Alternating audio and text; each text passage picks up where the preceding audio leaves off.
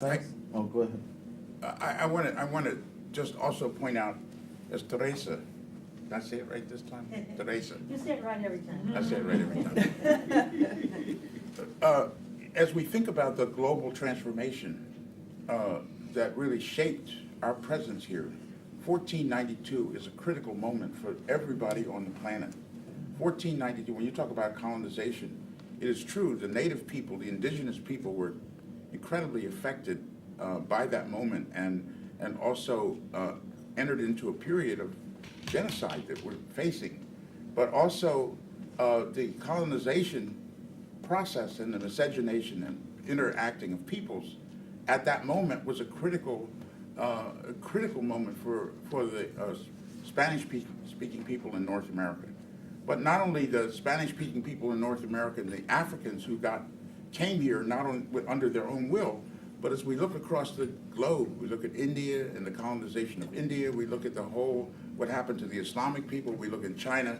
That moment is a critical moment for us to understand, looking at even what happened with the Jewish people who were put out in Spain at that moment.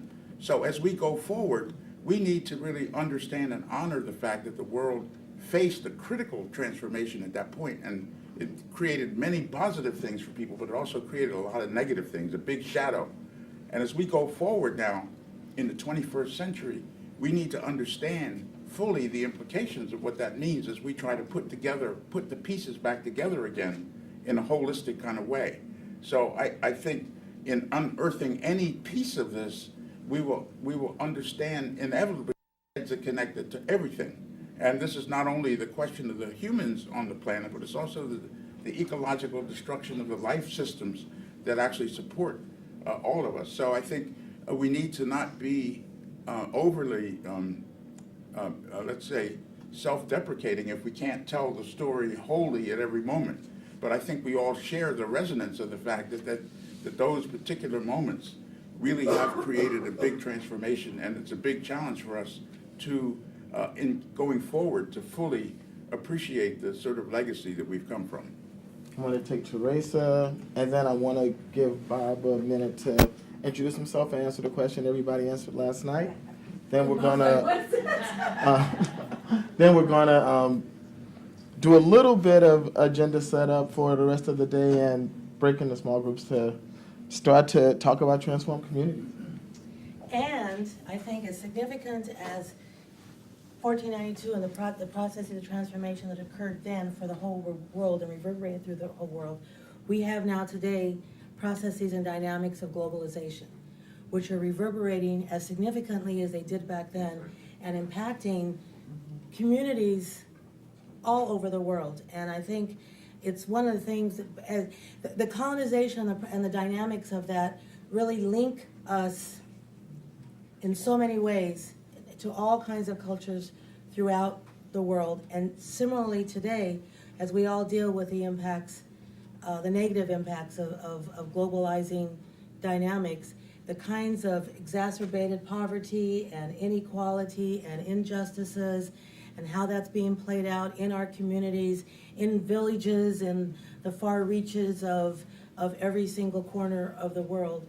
And I think it's what binds us also, and I think it's also what makes our work so critical.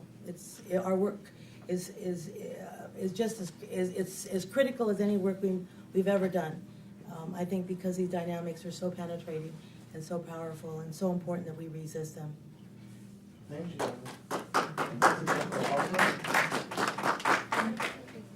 Mr. Bullard, how are you? Bullard? Dr. Bullard. How are you? I just wanted to give you a chance to introduce yourself, say a little bit about where you're from, and the question everybody answered last night was if the revolution was done. When? When the revolution is a done deal, what would you be doing with your time? Okay. My name is Robert Bullard. I direct the Environmental Justice Resource Center at Clark Atlanta University, and I'm basically a school teacher. And you know, if When? the revolution is done, I would probably sit back and write about it. That's the best answer. Of course he would. Thank you. So I just want to do a quick run through of what we're about to do for the rest of the time. With this sort of long view in mind, the next thing we're going to do is break you into small groups and have you go and talk for about 20 minutes or so about, so what is this transformed community we want to make right now? What would that transformed community look like, taste like, smell like? And to really come back with sensory descriptions, and our pal Martha's going to capture it over here so we can start to get a visual sense of what that transformed community would look like. And then from there, we're going to start to talk about aspects of the transformed community. We're going to talk about land and physical environment. We're going to talk about different aspects of sustainable communities. And then after that will be time for lunch. We'll take lunch around 12:40, 12:45. We're going to come back, talk about justice in the transformed community and beauty. And then we're going to get some reflections around what does this mean for policy and our practice before we go to dinner. We have communications and technology somewhere in there.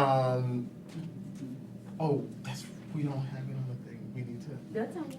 Oh, okay. But it's all good. We just don't want anybody to think they're off the hook. Right. On any level.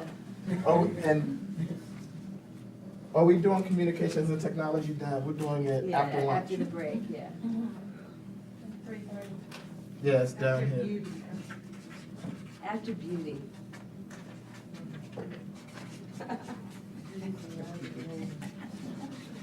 Thanks, Matt.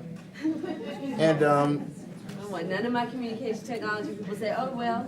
that's a done deal. Like, no.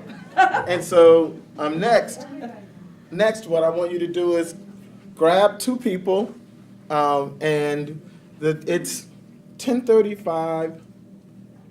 It's 9:35. I can't tell time. Oh, I can't tell time on normal clocks anymore. And in groups of 3, take 20 minutes and have a conversation. What is this transformed community? What will it look like, smell like, taste like? How will we know it? And keep the long view in mind. And be back in the room in 20.